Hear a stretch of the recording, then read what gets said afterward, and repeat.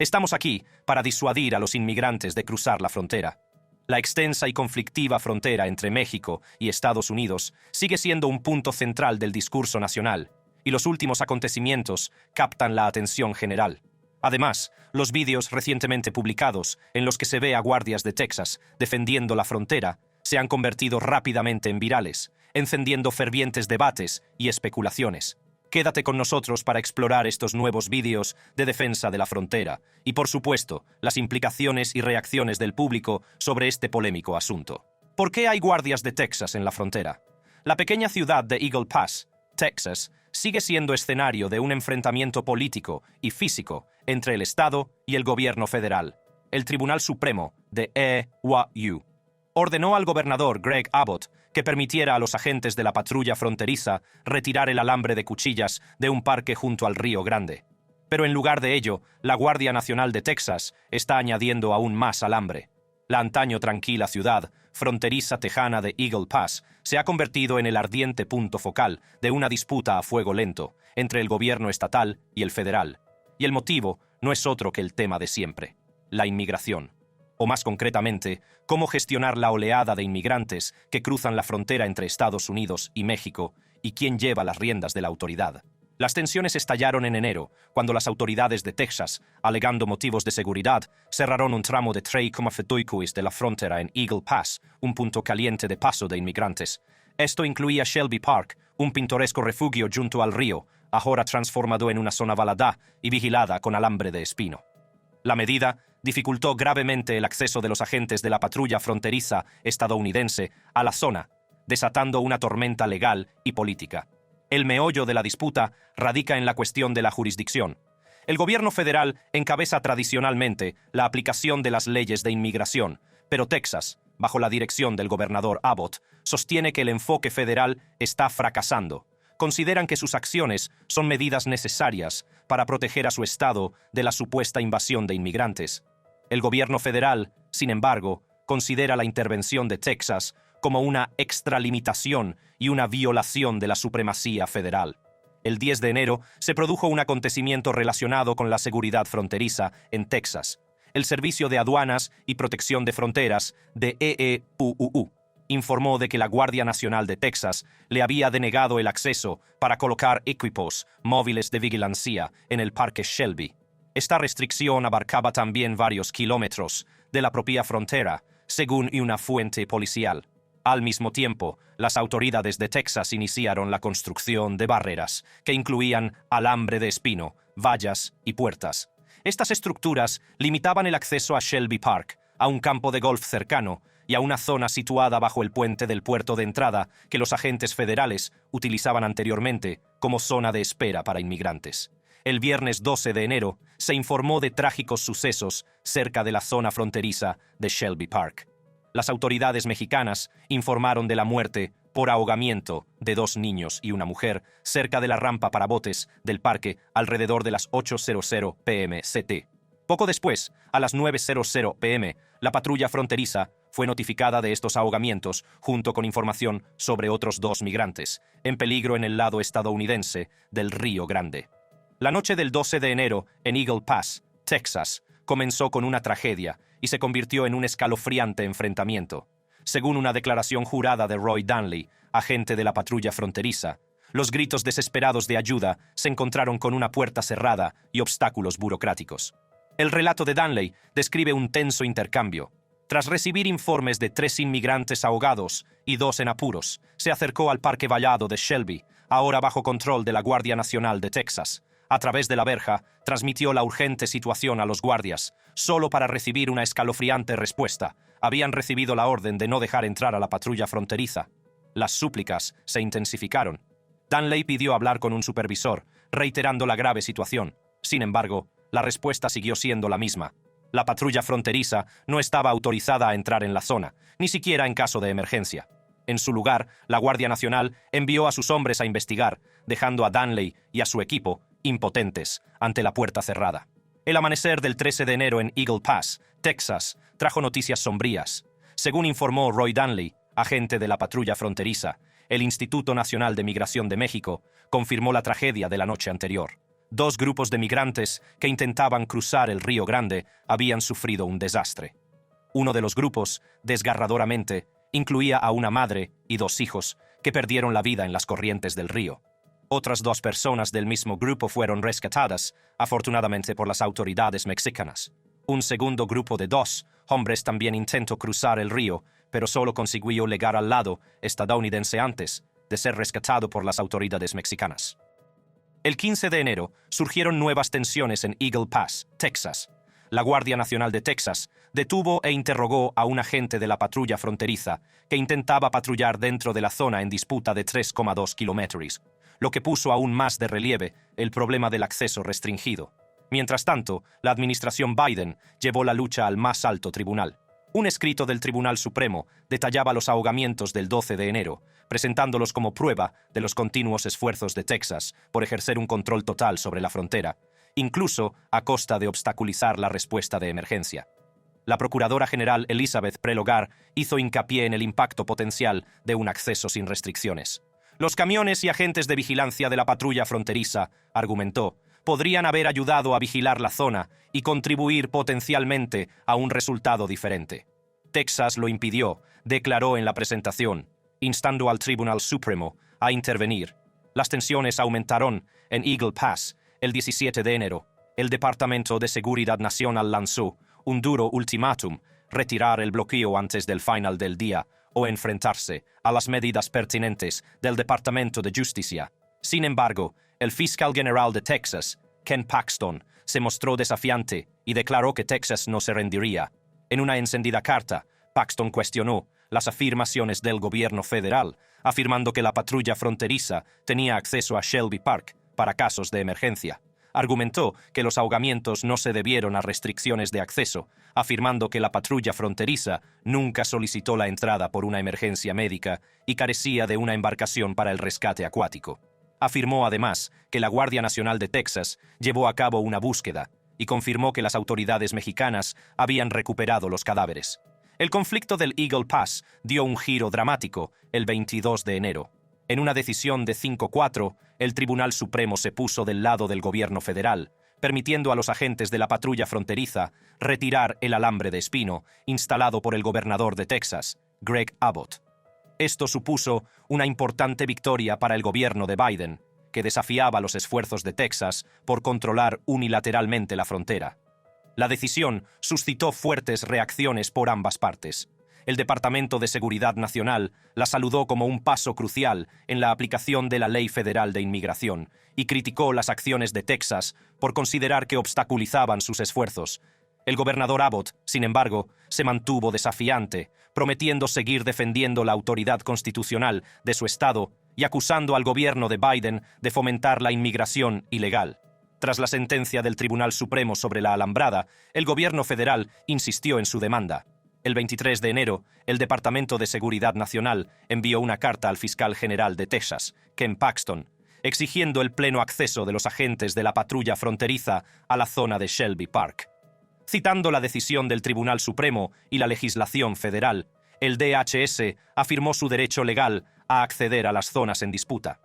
La carta revelaba que el departamento había adquirido intereses inmobiliarios permanentes en la zona de Shelby Park en 2008, a través de procedimientos de expropiación, argumentando, esencialmente, que eran propietarios de los terrenos y tenían pleno control.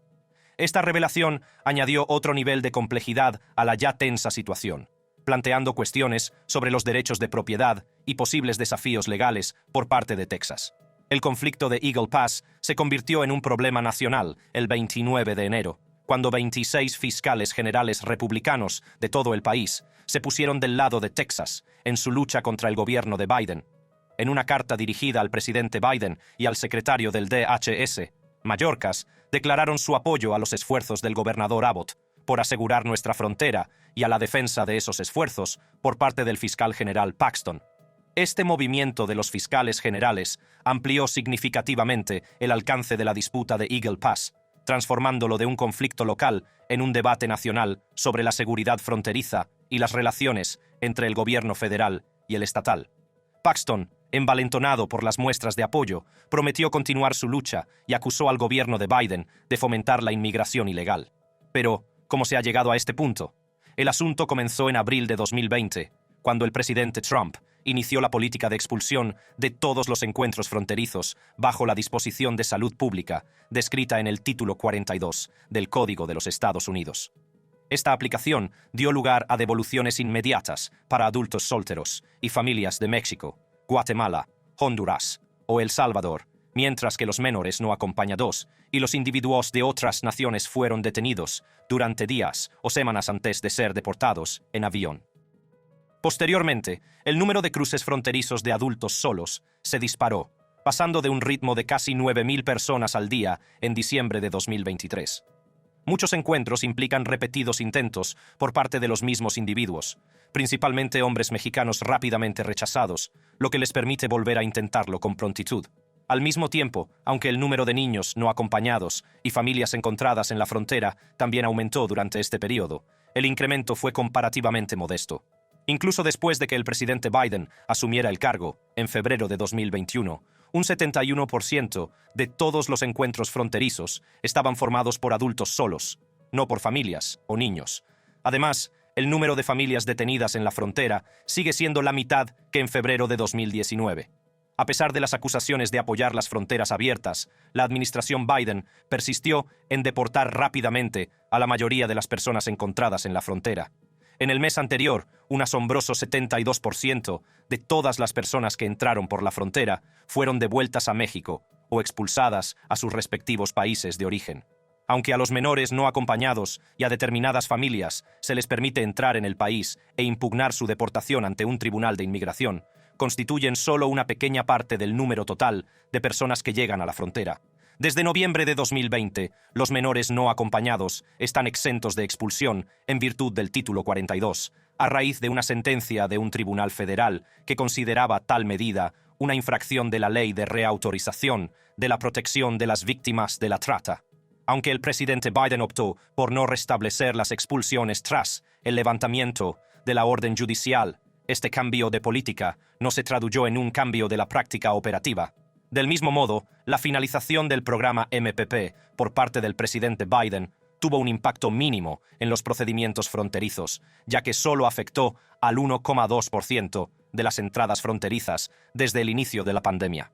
Además, el acuerdo de cooperación en materia de asilo con Guatemala, rescindido por Biden, llevaba inactivo desde marzo de 2020, por lo que no representó ninguna alteración tangible. A pesar de las afirmaciones, la mayoría de las familias no se han enfrentado a la expulsión en la frontera desde febrero. La administración Biden atribuye este hecho a la negativa del gobierno mexicano en Tamaulipas a aceptar a determinadas familias, en particular las que tienen niños pequeños. En respuesta, los informes indican que la administración intenta adaptarse reubicando a algunas familias en El Paso y San Diego para su expulsión. A pesar de las especulaciones, no se ha producido ningún cambio formal en la política estadounidense en relación con la aceptación de familias, y el presidente Biden carece de autoridad para obligar al gobierno mexicano a aceptar las expulsiones. Texas y los federales se enfrentan. Desde las orillas del Río Grande hasta las brechas de la barrera de acero, una ola de humanidad diversa llega a la orilla. Proceden de las bulliciosas ciudades de Brasil, de las llanuras abrasadas por el sol de Burkina Faso, e incluso de las remotas montañas de Uzbekistán.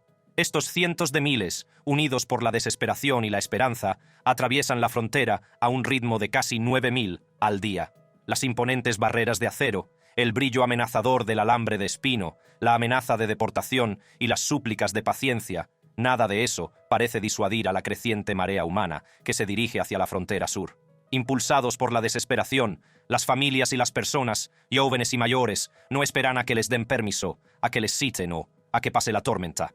Siguen adelante, impulsados por una potente mezcla de esperanza de una vida mejor y miedo a la que dejaron atrás. Desde centros de detención abarrotados hasta escuelas desbordadas, la afluencia de inmigrantes en la frontera sur es una crisis humanitaria de proporciones épicas. Miles se enfrentan a la deportación, pero muchos cruzan de todos modos, impulsados por una desesperación que trasciende el riesgo y la burocracia. Las familias que lo vendieron todo por una oportunidad de una nueva vida son emblemáticas de esta lucha. Historias como esta resuenan en toda la frontera, desde Texas hasta California, donde más de 2 docenas de migrantes recién llegados expresan el mismo sentimiento. No podían permitirse esperar. Esta oleada no es simplemente un juego de números, está estrechamente vinculada a la pobreza, la violencia y el hambre.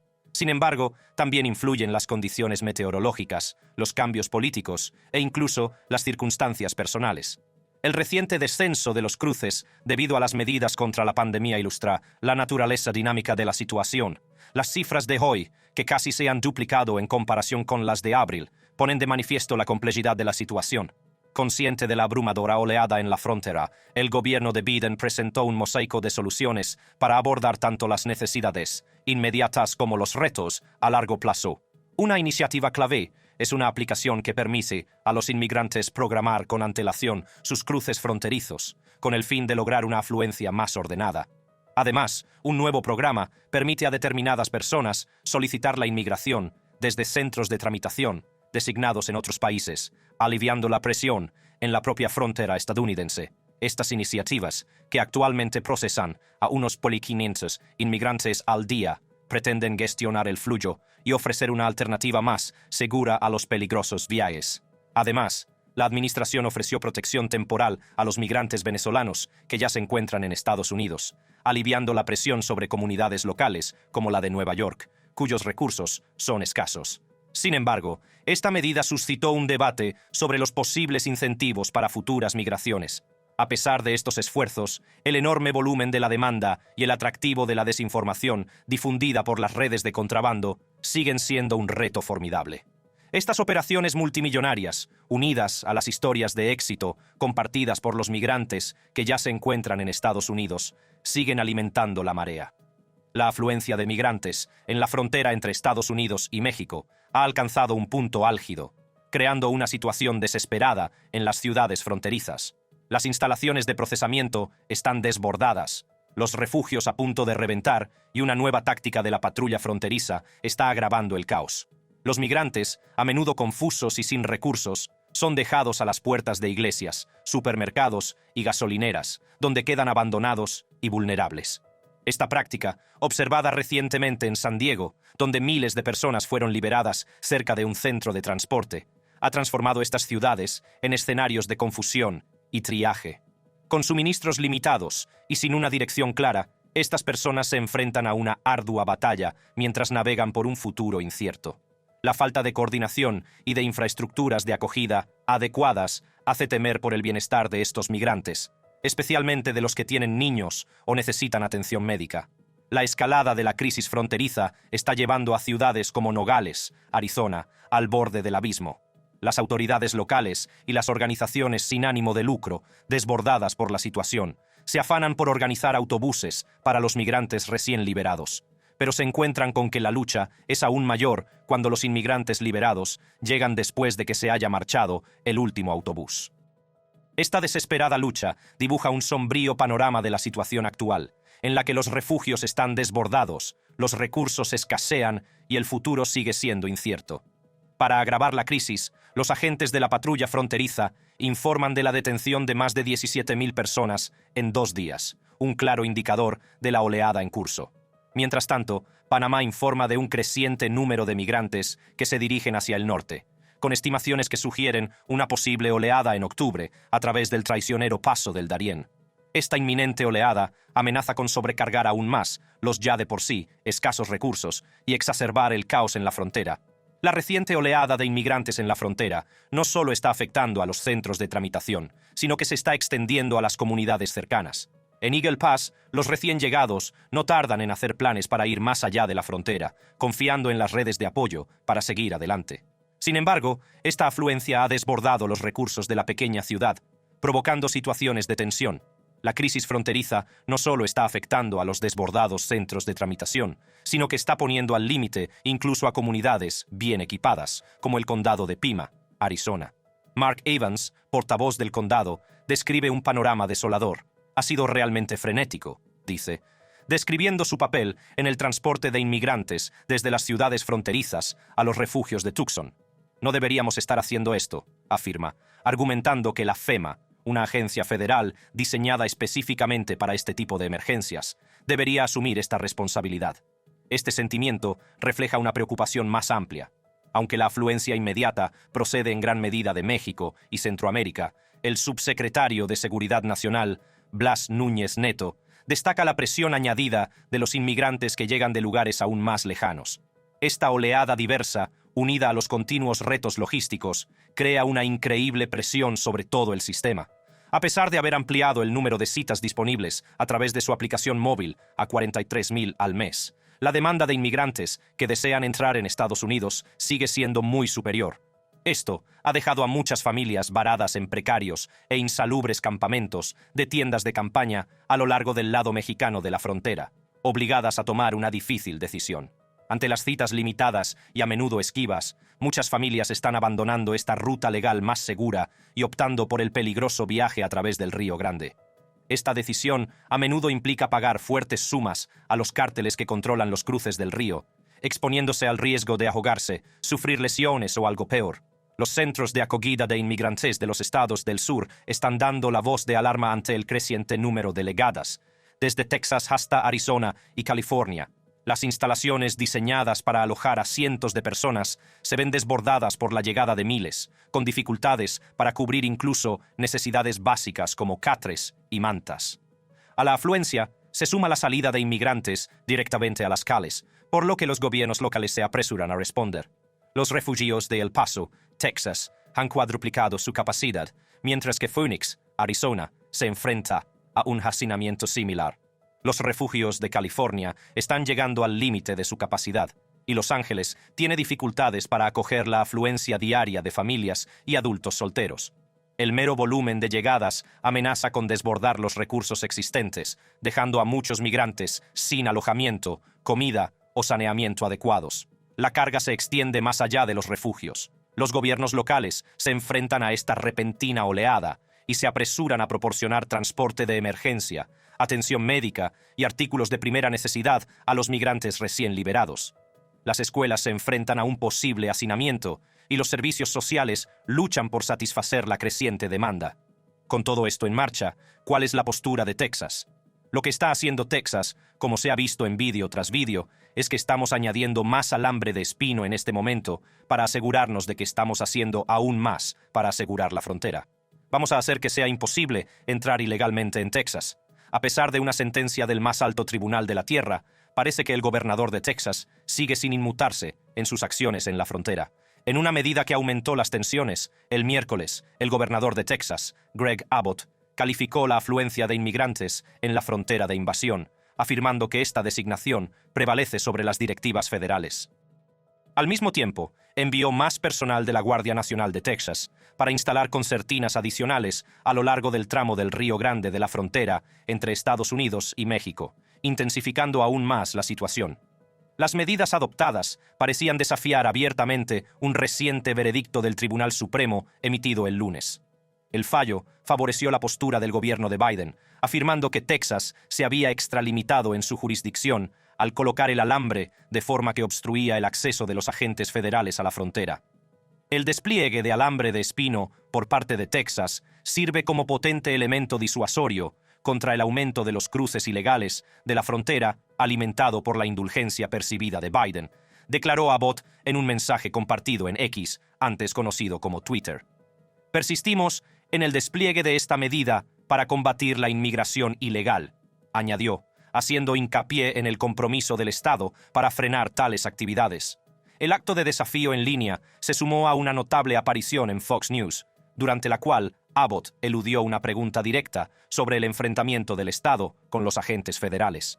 Sin embargo, Abbott dejó entrever la posibilidad de emprender nuevas acciones legales, al insinuar que los esfuerzos de su Estado por litigar no habían concluido. También sugirió una posible vuelta al Tribunal de Apelaciones del Quinto Circuito en calidad de otro. Puede parecer que la reciente sentencia del Tribunal Supremo bloquea sus esfuerzos, pero el gobernador de Texas, Greg Abbott, sigue desafiante en la cuestión de la seguridad fronteriza. Tras esta entrevista, en la que esquivó una pregunta directa sobre la obstrucción a los agentes federales, Abbott recurrió a las redes sociales para reiterar la determinación de su Estado. En un post en X, declaró que Texas tiene el derecho constitucional a defenderse y protegerse. Seguiremos manteniendo la línea. Texas tiene derecho, como Estado, a impedir que los delincuentes entren en nuestro Estado y a detenerlos. Esta declaración se produjo después de que el Tribunal Supremo, en una decisión de 5-4, se pusiera del lado de la administración Biden en relación con la colocación de alambre de espino a lo largo de la frontera. El tribunal, sin emitir una opinión formal, esencialmente detuvo los esfuerzos de Texas para restringir el acceso federal a ciertas zonas fronterizas utilizando este método. Sin embargo, Abbott parece no inmutarse, sugiriendo un posible regreso al Tribunal de Apelaciones del Quinto Circuito, alegando que su caso anterior carecía de pruebas suficientes para que el tribunal emitiera un juicio decisivo. ¿Podría este desafío desembocar en un conflicto abierto? ¿Se avecina una guerra civil? Las Fuerzas de Defensa del Estado, SDF, por sus siglas en inglés, se están convirtiendo en el centro de atención a medida que se desarrolla la crisis fronteriza. Estos ciudadanos soldados, bajo el mando exclusivo de sus gobernadores estatales, representan un elemento único en el panorama de la seguridad. Con 25 estados que cuentan con SDF y marcos legales para ellas en los 50, existen como una fuerza paralela, aunque distinta, de la Guardia Nacional.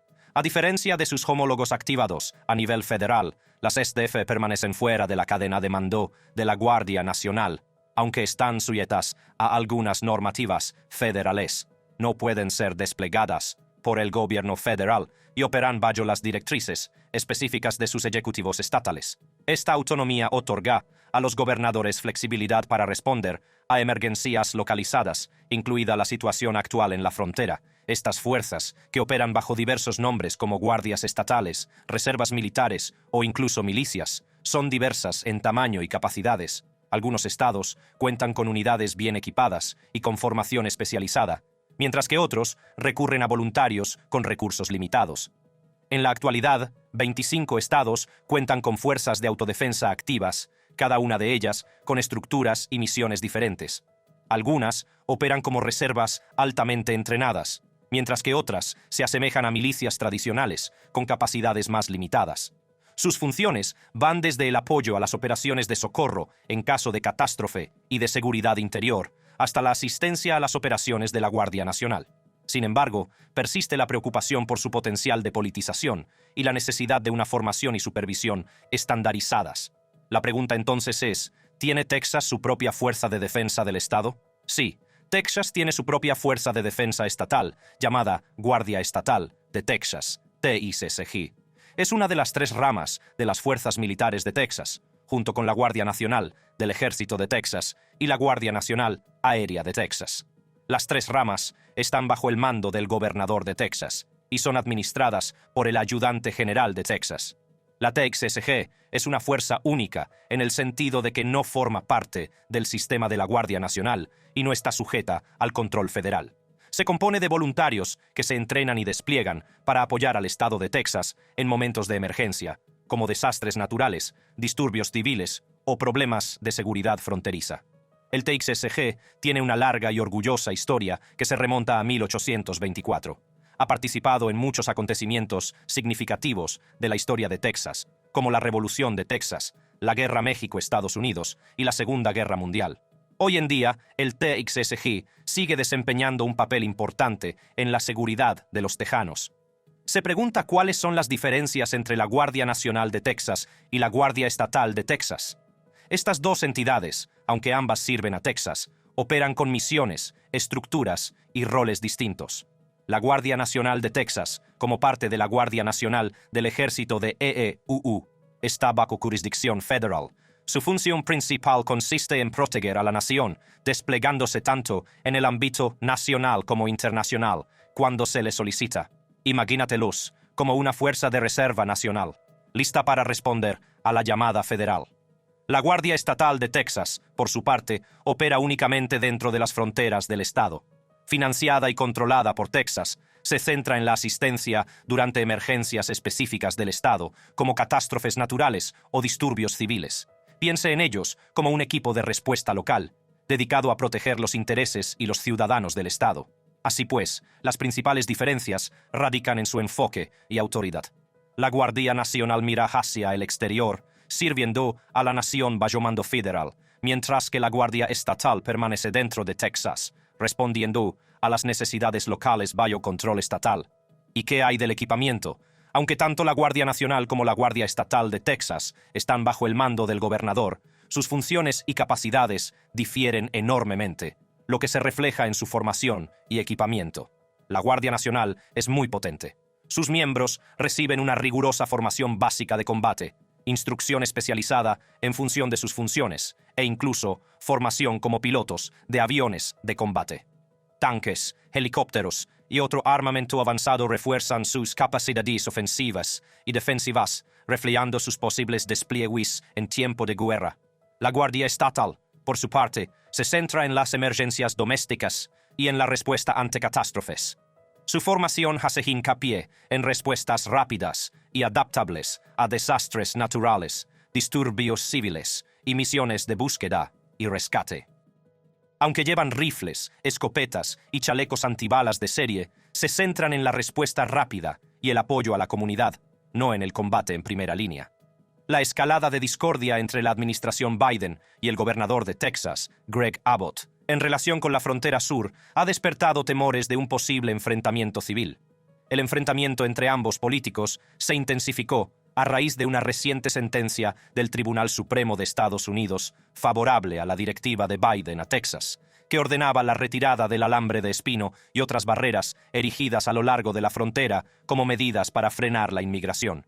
El gobierno federal adujo preocupaciones medioambientales y humanitarias en relación con las tácticas disuasorias aplicadas por Texas, lo que no hizo sino agravar aún más las tensiones entre ambas partes. Las desafiantes declaraciones del gobernador Abbott tras la sentencia del Tribunal Supremo han avivado la preocupación por la escalada de tensiones en la frontera sur. Aunque su desafío alimenta el temor a una posible guerra civil, es crucial recordar que esa retórica no siempre se traduce en realidad. Estados Unidos tiene un largo historial de resolución de desacuerdos por cauces legales y políticos, incluso en medio de importantes tensiones. No obstante, las acciones del gobernador Abbott plantean interrogantes sobre los límites de la autoridad estatal y las posibles consecuencias de un desafío continuado. Su afirmación de que el alambre de espino de Texas es un elemento disuasorio eficaz contradice directamente las preocupaciones medioambientales y humanitarias del gobierno federal. En medio de la escalada de tensiones, algunos demócratas, entre ellos el representante de Texas, Joaquín Castro, han abogado por que el presidente Biden federalis la Guardia Nacional de Texas, para sofocar el desafío del gobernador Abbott a la sentencia judicial. Newsweek se puso en contacto por correo electrónico con representantes de Abbott y Biden para que comentaran este asunto. La personalidad de Internet, Terrence Williams, dirigiéndose a sus 1,7 millones de seguidores, proclamó ominosamente que la guerra civil está al caer, al tiempo que expresaba su preocupación por la escalada de la situación. Del mismo modo, el comentarista conservador Carmine Sabia, escribiendo en X, acusó al presidente Biden de provocar un posible conflicto civil con su gestión de la frontera. El gobernador de Oklahoma, Kevin Stitt, y el presentador de Newsmax, Carl Higbee, también deliberaron sobre la situación, calificándola de enfrentamiento y contemplando la posibilidad de un conflicto de fuerza contra fuerza entre los partidarios de Texas y el gobierno federal. ¿Contempla la Constitución el derecho a separarse unilateralmente de la Unión? Bueno, para dar la respuesta favorita de todos, depende. No, en realidad no. Los estados y las localidades no tienen ningún derecho constitucional a declararse independientes y separarse de Estados Unidos. A lo largo de su historia, Texas ha albergado aspiraciones de secesión e independencia. Desde su separación de México en 1836 y su posterior estatus como república independiente hasta su anexión a Estados Unidos en 1845, la idea ha persistido. En 2009, el entonces gobernador Rick Perry llamó la atención al bromear sobre la posible secesión de Texas. En junio de 2022, la Convención Republicana del Estado de Texas adoptó una plataforma a favor de un referéndum para evaluar el sentimiento público sobre la reafirmación de la independencia de Texas. Posteriormente, en 2023, el ex representante estatal Brian Slayton presentó una resolución proponiendo una elección para que los votantes de Texas determinaran la secesión. Sin embargo, a pesar de los recurrentes debates, las limitaciones legales prohíben la secesión de Texas. Este discurso aflora principalmente entre los círculos conservadores, sobre todo durante las administraciones presidenciales demócratas.